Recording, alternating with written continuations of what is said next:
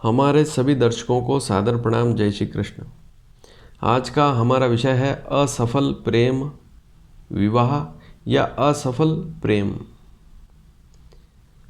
आजकल बहुत सी शादियां प्रेम विवाह से होती है। लड़का लड़की साथ में काम करते हैं, एक दूसरे को पसंद करते हैं और फिर विवाह कर लेते हैं। तो यह वैसे तो बहुत अच्छी स्थिति है, माता पिता का तो एक बोझ हल्का हो ही गया और बच्चे भी अपनी पसंद से विवाह कर लेते हैं, तो समस्या वाली बात है ही नहीं।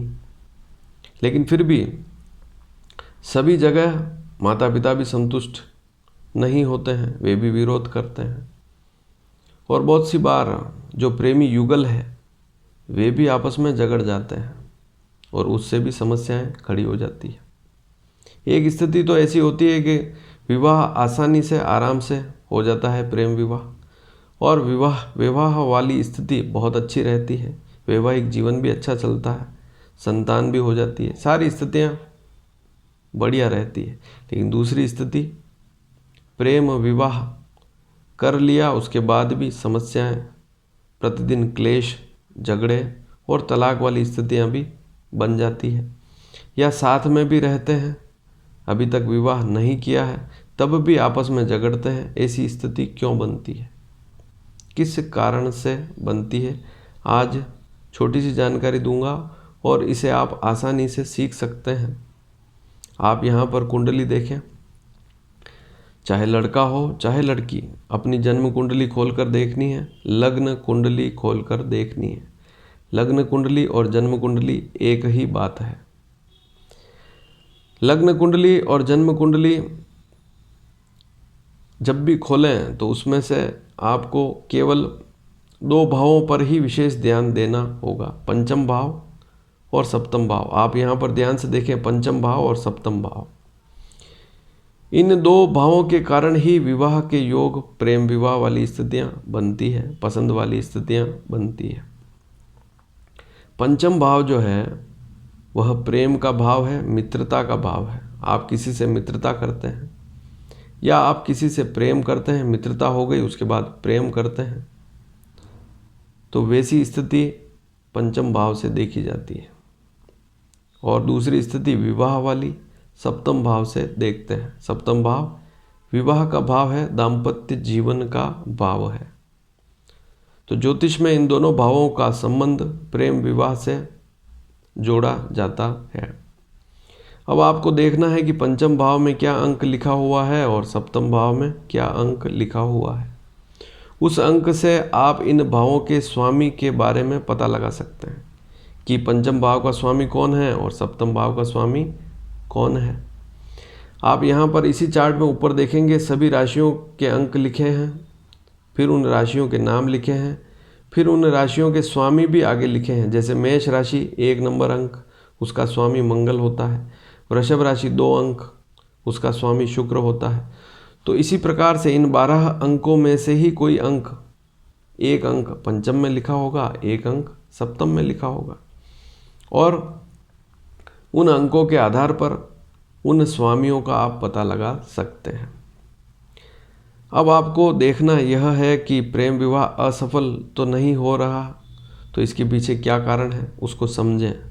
पंचम भाव का स्वामी यदि सप्तम भाव में बैठा हो, पंचम भाव का जो भी स्वामी है यदि सप्तम भाव में बैठा हो, अकेला बैठा है तो कोई दिक्कत वाली बात नहीं, लेकिन उसके साथ में यदि सूर्य बैठ गया तो प्रेम विवाह करते तो हैं, या विवाह वाली स्थिति बन गई, विवाह हो भी गया लेकिन अलगाव हो जाएगा, पति पत्नी में टकरार की स्थिति बनेगी, एक दूसरे से झगड़े वाली स्थिति, क्लेश वाली स्थिति, दूरी वाली स्थिति बनेगी। और केतु के साथ बैठा हुआ है पंचमेश सप्तम भाव में, तब भी ऐसी स्थिति बनेगी।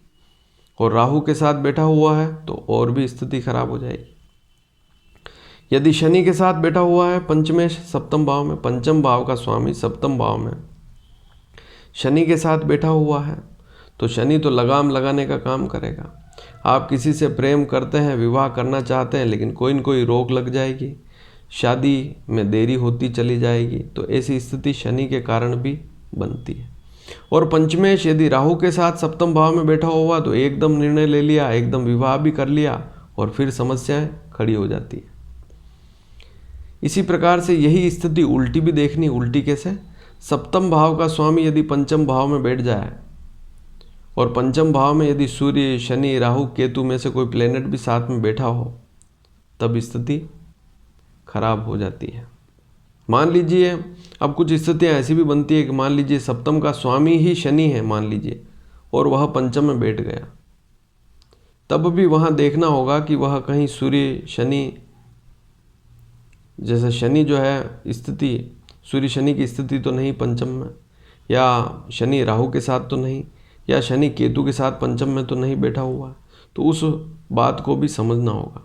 जैसे मान लीजिए कुंभ लग्न की कुंडली है, तो सप्तम का स्वामी ऐसी स्थिति में 11 नंबर का अंक जो है लग्न में लिखा होगा, 5 नंबर का अंक सप्तम में लिखा होगा, और सूर्य यदि पंचम भाव में बैठा हुआ है मिथुन राशि पर, लेकिन उसके साथ में यदि शनि बैठा हुआ है या उसके साथ राहु, केतु में से कोई प्लेनेट बैठा हुआ है, तब भी स्थिति खराब हो जाती है।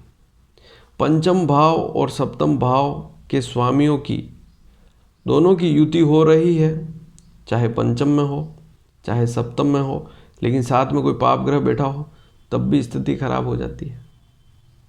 और पंचम भाव और सप्तम भाव दोनों के स्वामियों की युति किन्हीं और भावों में हो, लेकिन वहाँ पर भी कोई न कोई पाप ग्रह उन पर दृष्टि रखे या पाप ग्रह साथ में बैठा हो, तब भी स्थिति खराब हो जाती है।